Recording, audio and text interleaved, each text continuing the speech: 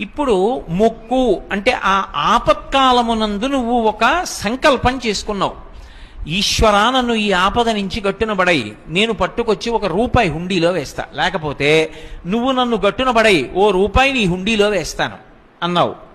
ఆపద నుంచి గట్టున పడిపోయావు. నీ దగ్గర కోట్ల నుండి ₹1 ఇస్తా అన్నావా? ఆ ఆలోచన ఉండదు. అందుకే చెప్పారు వ్యాపారము కాదు అని చెప్పాను. అది వెంకటేశ్వరుడే అంగీకరించాడు. ఒకసారి ఆపద వచ్చిన తరువాత మాత్రం వాడు బుద్ధిని దిద్దుకోవాలి.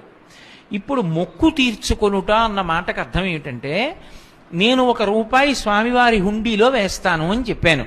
స్వామివారి హుండీలో ₹1 వేస్తాను అంటే నా పక్కింటి వాళ్ళు తిరుపతి ఎడుతున్నారనుకోండి, నేను పక్కింటి వాళ్ళకి ₹1 ఇచ్చి హుండీలో వేయండి అని పంపించకూడదు. మొక్కు ఎప్పుడు తీరుతుంది? నేను హుండీలో ₹1 వేస్తాను అన్న మాటకు అర్థం నేను తిరుపతి వచ్చి అని కాదు. నేను తిరుపతి వెళ్ళాలి. నేను వెంకటాచలం వెళ్ళి స్వామిని దర్శించి, స్వామి నాకు కేవలము ధర్మమునందు అనురక్తిని ప్రసాదించమని ప్రార్థన చేసి ఈ ₹1 పట్టుకెళ్ళి హుండీలో వెయ్యాలి. అప్పుడు నా మొక్కు పూర్తవుతుంది. అంతేకాని ₹1 వేస్తానన్నాను కదండి, ₹1 పంపించేశానుగా, నా మొక్కు ఎందుకు తీరదు అని అడక్కు. ₹1 వేస్తాను అన్న మాటకు అర్థం నేను వచ్చి వేస్తాను అని. వేస్తాను చేస్తాను అంటే నేనే, అంతే దాని అర్థం. ఇప్పుడు మొక్కు అంటే ఆ ఆపత్కాలమునందు నువ్వు ఒక సంకల్పం చేసుకున్నావు. ఈశ్వరా, నన్ను ఈ ఆపద నుంచి గట్టునబడై, నేను పట్టుకొచ్చి ₹1 హుండీలో వేస్తా, లేకపోతే నువ్వు నన్ను గట్టునబడై ₹1 నీ హుండీలో వేస్తాను అన్నావు.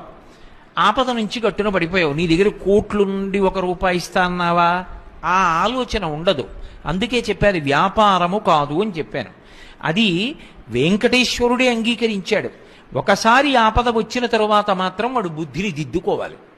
ఇప్పుడు మొక్కు తీర్చుకొనుట అన్న మాటకు అర్థం ఏమిటంటే, నేను ₹1 స్వామివారి హుండీలో వేస్తాను అని చెప్పాను. స్వామివారి హుండీలో ₹1 వేస్తాను అంటే నా పక్కింటి వాళ్ళు తిరుపతి ఎడుతున్నారనుకోండి, నేను పక్కింటి వాళ్ళకి ₹1 ఇచ్చి హుండీలో వేయండి అని పంపించకూడదు. మొక్కు ఎప్పుడు తీరుతుంది? నేను హుండీలో ₹1 వేస్తాను అన్న మాటకు అర్థం నేను తిరుపతి వచ్చి అని కాదు. నేను తిరుపతి వెళ్ళాలి. నేను వెంకటాచలం వెళ్ళి స్వామిని దర్శించి, స్వామి నాకు కేవలము ధర్మమునందు అనురక్తిని ప్రసాదించమని ప్రార్థన చేసి ఈ ₹1 పట్టుకెళ్ళి హుండీలో వెయ్యాలి. అప్పుడు నా మొక్కు పూర్తవుతుంది. అంతేకాని ₹1 వేస్తానన్నాను కదండి, ₹1 పంపించేశానుగా, నా మొక్కు ఎందుకు తీరదు అని అడక్కు. ₹1 వేస్తాను అన్న మాటకు అర్థం నేను వచ్చి వేస్తాను అని.